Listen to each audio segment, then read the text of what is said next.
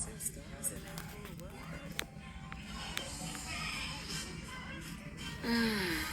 are y'all doing this evening? Guess I'll wait.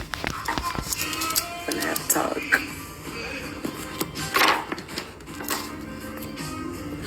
I know many of y'all will go back and watch it later.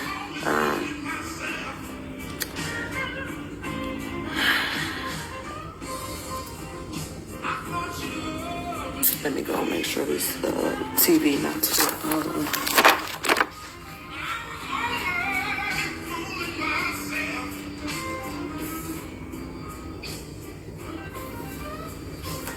There you go.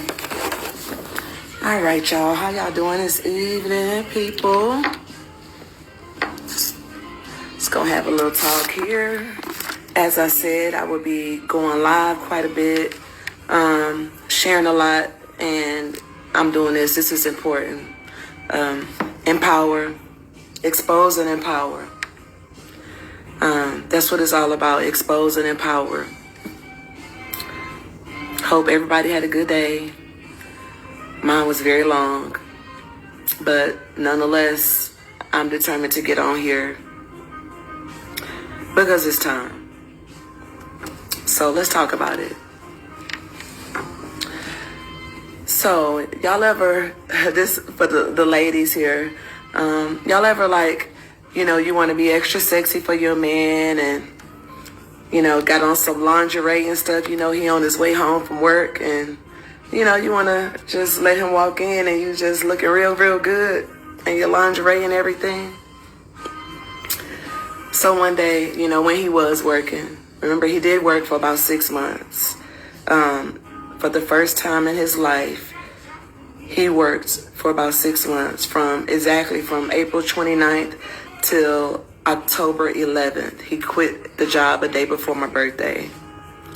And from October 11th till now, 9 months, he's not worked. In Houston, one thing about Houston is so resourceful. It don't matter what background you got. I know people, sex offender, murder, it don't matter what background you got. If you want a job in Houston, you get a job. If you really want a job in Houston, you get a job. All you have to do is apply yourself a little bit. You get a job. There's jobs out there. But nonetheless, he did work for 6 months. He did work for 6 months. So, like I said, if y'all ever, got real sexy for your man, like I said, he was getting off work. I knew when he would be in. And, normally if you married, we live by ourselves. It's just us. We didn't have no small kids at home or nothing like that. And so I'm in my sexy lingerie, looking good, smelling good. I done got home early, took my shower, and I'm in lingerie, right? And so I never forget, he came through the door. I was sitting in the living room on the couch. I was in the living room sitting on the couch. He came through the door. Normally if you're married, you would, if you're going to bring somebody home or something, you would tell your spouse, right? He came through the front door. He came through the back door, through the garage door. And he went straight into the restroom. It was a restroom in the hallway. And so I went in there. He didn't see me or something. I think maybe I was in the kitchen. And I went in the restroom. So when I was in the restroom and I got my lingerie and stuff on, mind you, he's just get off work. And he run in the restroom. And so I go up to him in the restroom. And I'm like, hey, babe. I'm looking real, real good. Got my lingerie on that he ain't never seen. Hey, babe. And his response to me was, man, get the fuck upstairs. Just like that. Yelled and like how you grit your teeth if you yelling at somebody. Man, get the fuck upstairs.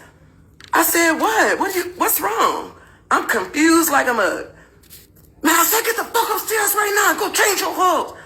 I'm like, so I go upstairs and I change my clothes and I'm like, no, he said, man, Maine in the motherfucker. He said, Maine in the garage, man, get upstairs and change your clothes. He was telling me Maine in the garage. Maine is his friend from Fifth Ward who was working with him.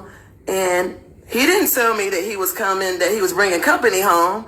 And I'm in lingerie, like I said. And that's the way he greeted me that day. Like, if you can imagine the mood, people. If you can imagine the mood in our home, I got music on.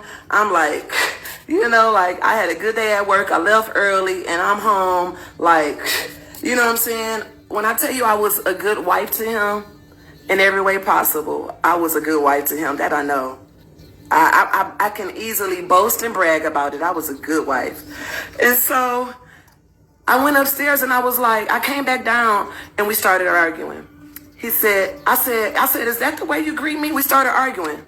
And that argument, I remember I sat back at the table at one point and we're arguing. At this point, his friend, Maine, stays in the garage. And we arguing. And in the midst of our argument, I said, you know what? Fuck you. And he jumped up, y'all. He jumped up so quick. You know how like a dude will like stand up to another dude, like when they get ready to fight? That's the way he did. He jumped up in my face so quick. And he was like, bitch, what the fuck you say? And we started fighting. In the midst of that fight, I fell on the floor. And when I fell on the floor, y'all, I never forget. You know how you like, if you finna kick back and you like grit your teeth? Cause you're gonna use your might to kick back. He took his foot, mind you, he coming off of work. He got on some work boots. I got him upstairs, finna sell them right now. He had on some work boots, just like Timberland work boots, but his were steel toe boots. He gritted his teeth back while I'm on the floor and kicked. Boom! Boom! Kicked me again while I'm on the floor, right? So I get up off the floor and there was a glass vase on the counter. I get up off the floor and I take the glass vase. I have the video of him sweeping up all the glass. I take the glass vase, y'all, and I throw it like at his foot. Mind you, he got on steel toe boots. and he runs out into the garage and running around the car telling man, move my car. Cause he think I'm gonna do something to his car. And so he was on a monitor still at that point. And so I went in the house, I unplugged the monitor. He had a BMW that it had the sunroof. And I unplugged the monitor and I threw it in his car through the sunroof, through the opening in his car. He left and everything. And he ended up coming back that night. But what was crazy though about that fight though, I'll never forget that. Well, because I was just, y'all, if y'all would have seen the mood. But what was crazy about that fight, though, was that months down the line, my mama, we're into it about something, and my mama calls me, and we into it. I don't know if I had kicked him out. I kicked him out the house multiple times for all of this stuff, right? And so my mama calls me and said, Jeff said you tried to get him locked up. And I said, what? He said, yeah, he told me so we had moved from that house now. And months later, he talking to my mama. This is how narcissists work, y'all. Telling my mama about saying, yeah, your daughter, she said, yeah, Jeff said you tried to get him locked up. Lavina, what did you do? He said that you unplugged his box when he was on a monitor, and that could have got him locked up. Why would you do that? And I said, really? That's what he told you? She said, yeah. Did you do it? I said, yes, I did. She said, why would you do that? You know that could get him violated. I said, is that all he told you? He didn't tell you what led up to that? I said, he didn't tell you how I was looking all sexy in his lingerie, a new outfit that he ain't never seen, and how I was just feeling so good, and how we got into an argument because of the way he greeted me when he came in the door. And so, and while I was on the floor, because I cussed him out, and when I was on the floor, how he gritted his teeth back and kicked me twice. He didn't tell you that? And when I got up off the floor, I said, you sure right? I picked up the monitor. So narcissists, like he's doing right now, will go around and tell people she's crazy. She crazy. She crazy, y'all. She crazy. And will tell half of the thing and won't tell it all. I'm gonna say it all. I'm gonna say what I did too. Because I'm not, like I said, should I have picked up a vase and thrown it at him when I got off the floor? No, I shouldn't have done that. I shouldn't have done that. You don't meet violence with violence. What is that gonna cause? I didn't do, you know what I'm saying? The right thing to do, I didn't do the right thing. So yes, I responded in the wrong way. But I'm just saying though, the picture he painted though was that Your daughter evil, and you just don't know your daughter. That's what he painted to my mama. Your daughter evil, you just don't know your daughter. She tried to get me sent back to prison. You know, a person can only take so much, only so much. But I also want to say, though, because I know so many people are going to be like, you know what? You could have left. You could have left. Why did you stay during that? Why did you stay? And what if you know for sure, without a shadow of a doubt, that God wanted you to do something, but it was going to cause you a little pain? I would imagine that most people probably would refuse to do things if it's going to cause them any kind of pain. Even if they feel spiritually led, if it's going to be any type of pain or even too much of an inconvenience. When I know that God is going to use me, though, and I know that he has a special assignment for, you know what I'm saying? When I know that he is trying to use me, when I know that I'm being used as a vessel,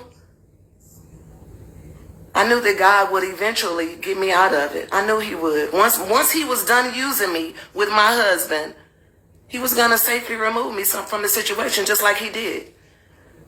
If I had found out anything about a woman months ago, I didn't know nothing about no woman till the last 3 weeks. Nothing at all about that. This is all new. This is new. But if I had, and we've been separated for 6 months, but if I had found out that months ago, it would have ended so violently. Because I know me. I know me. And that's always, and he knows. That's always been the thing that I've told him. Like, I don't know, it's something so disgusting about when people cheat and just carelessly go around inserting their body. Hey, I can't say that I'm not no saint, y'all. But when you know better, you do better. I understand we all made a bunch of dumb decisions as growing up, teenagers, especially sexually, teenagers, in 20s, 30s. You make a bunch of careless decisions sexually, right? But when does it stop? Like, you mean to tell me, even in your 40s, he's 50 years old, you would still be playing Russian roulette with your life at our age? I'm 44. I'll be 45 this year. I'm amazed. I'm amazed. And he hasn't just been with this one woman. This whole time we separated we separated the first week of February. The whole time, supposedly, we've been trying to work on our marriage. We would meet up, talk. The whole time, all these months, he's telling me, I just got my mental health. My mental health is so bad, man. I'm so messed up mentally. I can't do nothing. My mental health. He's screaming his mental health. I'm like, I connected you to mental health. Every appointment, you cancel it. You either cancel it or just no show. He went to one therapy visit and said, that's not going to work. Do you know that my therapist told me that 90% of the people who serve an extensional amount of time in prison are narcissists? And she also said 90% of the narcissists are unreachable. They will never, ever change. That is only a very small portion of people who are narcissists who actually have a narcissistic personality disorder. You got to read about this and educate what the difference is. She said most of them are unreachable. She said in therapy, they'll go for the first maybe 1, 2, 3 sessions. She said because therapy starts off, I know how it does. Because I've been in therapy for years now, like 4 years. Same therapist. But like she said, it starts off with you talking about your problems. That's what therapy, talking about what's been done to you and all of the things. It lets you sit in that, you know what I'm saying, for just a moment. A good therapist, you're going to move past that. And you got to start, looking on it. They're going to make you look on the inside of yourself. And for narcissists, that's a big no-no. How dare they look in the mirror at the ugliness inside of them, because accountability is one of the number one things that a narcissist do not like at all. I used to think that, man, you act like it's going to kill you if you just own up to it. Just own up to it.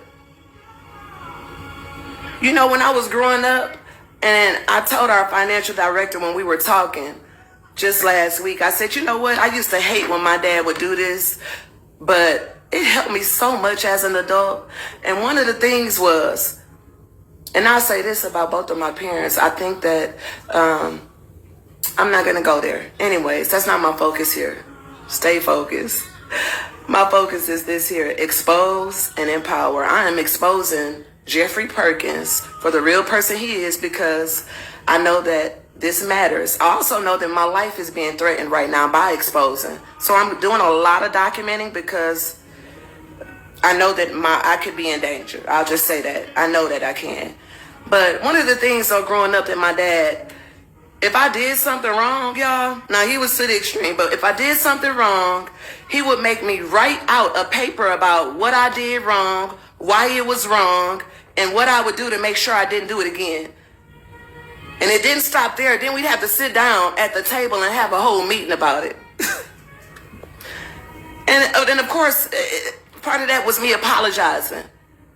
And if you could imagine growing up, so imagine how many times I moved to Texas. I moved to Houston with my dad when I was 9 years old. So imagine I moved out the house. I probably started selling drugs and stuff at 16 years old. But still, for those years while he was raising me, imagine how many times I've had to write papers, apology papers.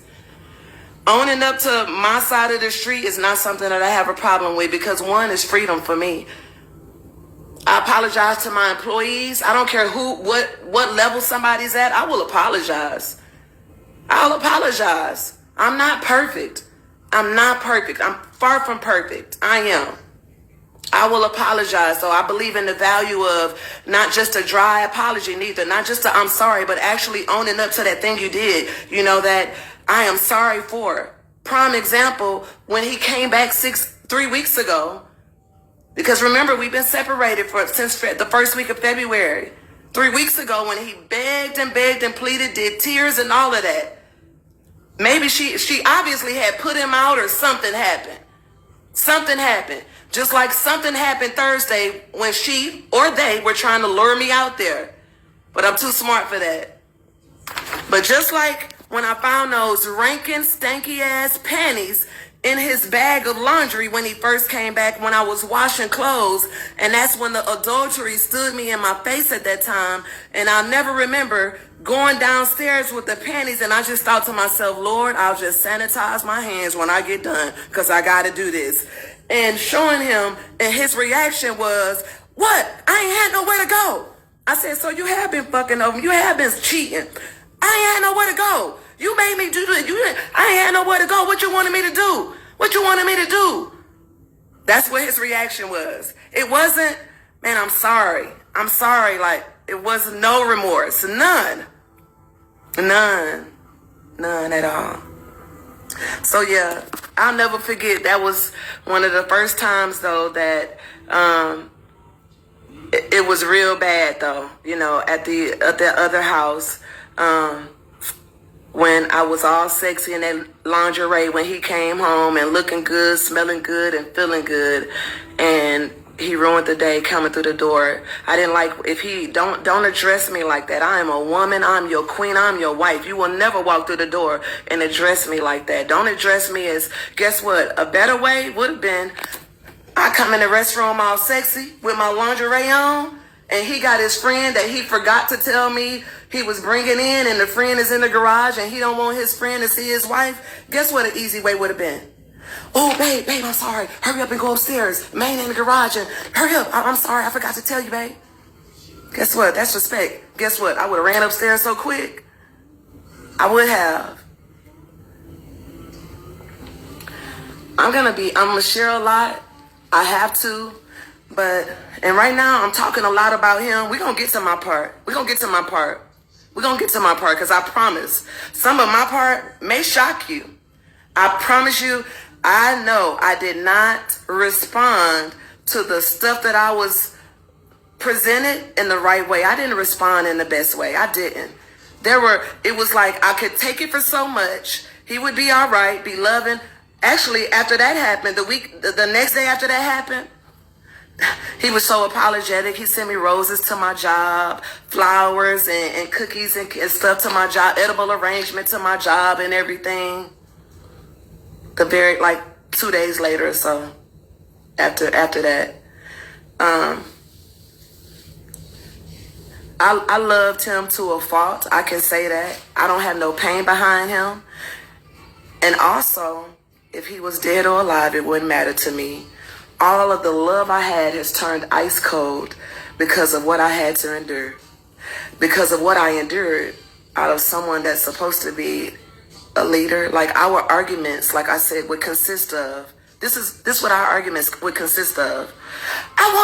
Why you keep doing this? I want you to lead. I want you to lead. Why can't you just lead? I want to be able to submit to you. I can't submit to this bullshit. I can't lead when I can't lead. I can't follow your lead like that. How am I supposed to follow that?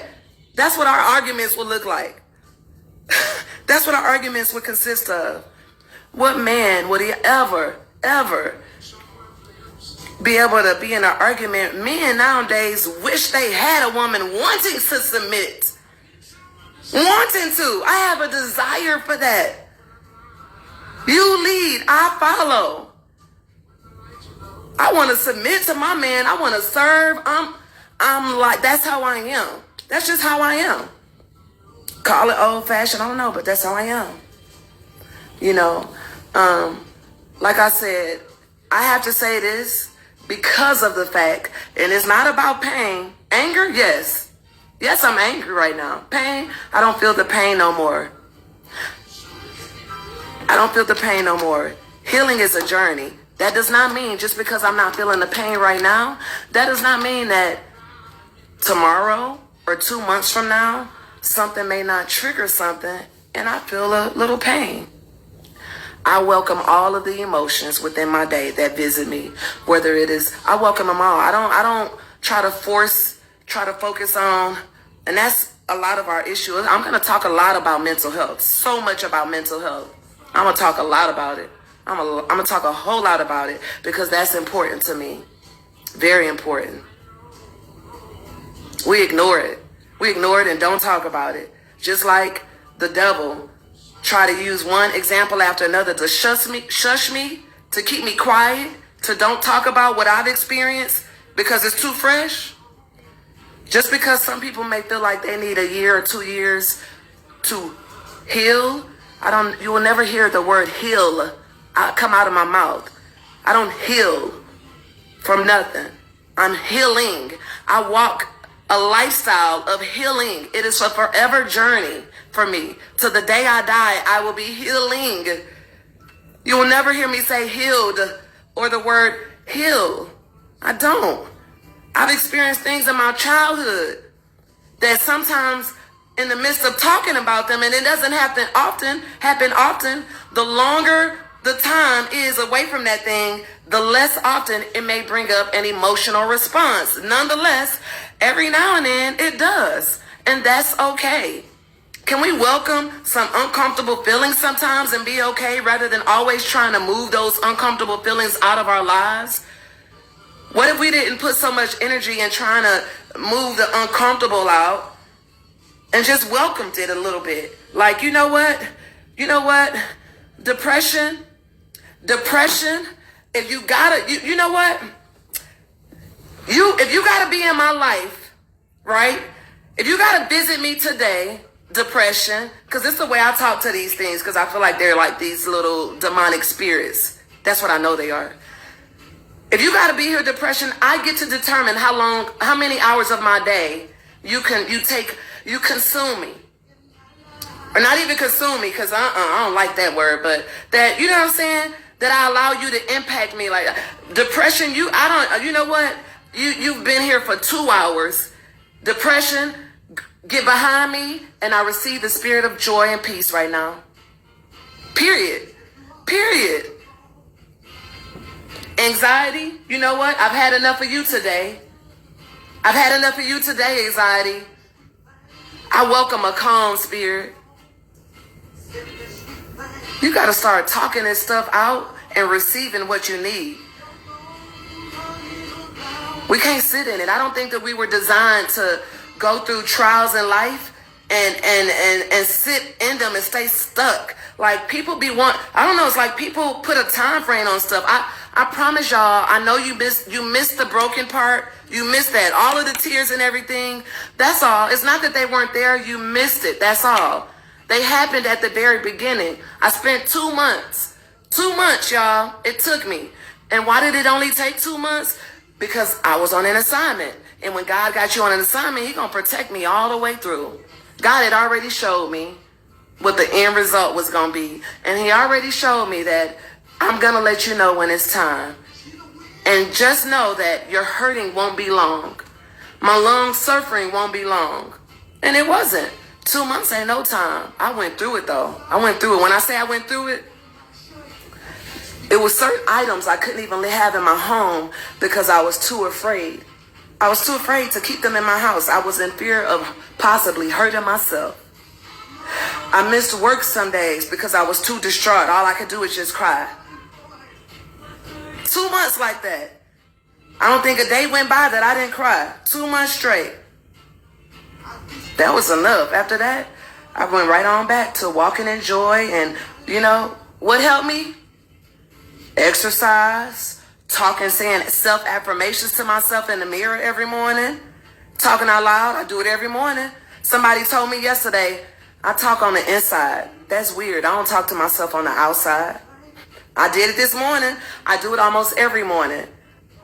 I look in the mirror and look in my own eyes. Lavina, you're going to be successful today. Lavina, you are worthy. Lavina, you are anointed. Lavina, you got a purpose today. Lavina, you're going to bless somebody today. I walk in this.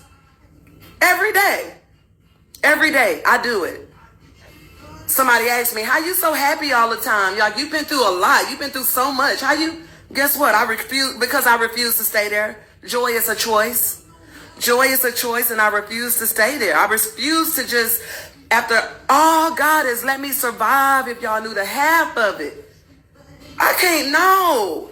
I may not make it tomorrow. I had a cousin in Nigeria, young and healthy in her 30s. Just had a baby. Her baby was just some months old.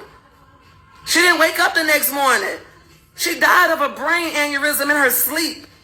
What if I don't wake up tomorrow? That's how I think about life. What if I don't wake up tomorrow? I don't want to spend my last moments in life sad and depressed. No. Over what? One thing I'm going to say before I get off this live today, and I hope this, if nothing else that I said tonight, will be of encouragement to somebody. I don't care what it looks like. I don't care how painful it is. I don't care what it feels like. I promise you on my life, if you wake up the next day, hear what I'm saying. Whatever happens, if you wake up tomorrow morning, anybody on this live that's going through something right now, anybody on this live that you have things of heaviness, depression, and stuff like that holding you down, right? Whatever the circumstance is, if you are on this live right now, and if you happen to wake up in the morning, what I can put on my life is that God already gave you the strength to make it through whatever it is. It doesn't matter what it is. It was not meant to take you out. If you wake up tomorrow morning, that means that whatever you went through was not meant to take you out. Period. That means, and if it wasn't meant to kill you, you know what that means? He's giving you the strength to overcome it. Period. It's either going to kill me or I'm going to overcome it. One of the two. And if I know I'm going to overcome it, why in the hell do I want to sit in it? The devil is a lie. Y'all have a good night. I'm going to be on here every day. I'm going to be loud. I'm going to get this YouTube channel together. I would appreciate the followers and supports and stuff, because the more people I can reach, the better. I want to reach the world, to the ends of the world. I know my assignment on earth. I know my purpose on earth, and not one person breathing will be able to quiet me. I love y'all, and good night for tonight. See y'all probably in the morning, because it's a lot. I got 6 years of stuff to release that can help somebody.